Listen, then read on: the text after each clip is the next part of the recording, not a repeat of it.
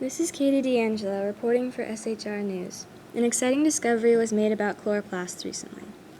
The chloroplast is a very important organelle that is found only in plant cells. Its main purpose is to convert light into energy through photosynthesis.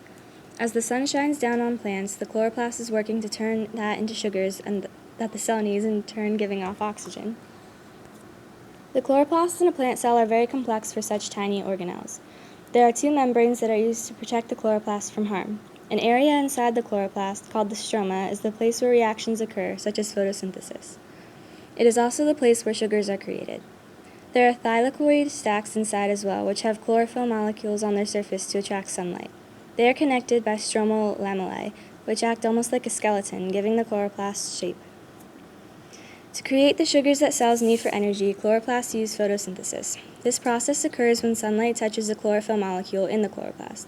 The energy from the sun is then mixed with carbon dioxide and water to create sugar.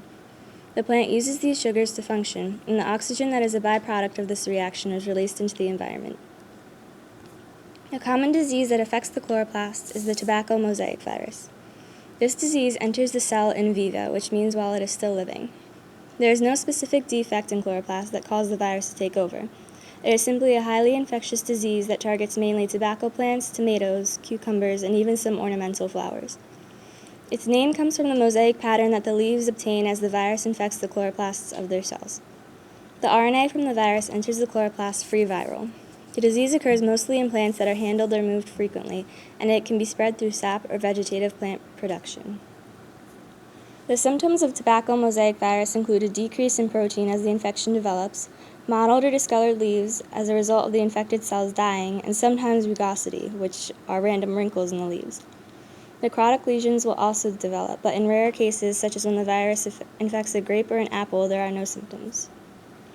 It is usually fairly easy to tell when a plant is infected with tobacco mosaic virus because of the telltale sign of the mosaic patterned leaves. However, sometimes it's not so easy to diagnose, like in ornamental flowers. To get a definite diagnosis, a pathologist usually uses an electron microscope to examine the chloroplasts in the cells of the suspected infected plant. There is no cure for the tobacco mosaic virus once a plant has been infected, and it spreads very quickly, so it's important to catch it early. However, this harmful virus can be prevented. The infected plant must be disposed of, and then the person who is doing the planting should wash their hands before planting new seeds.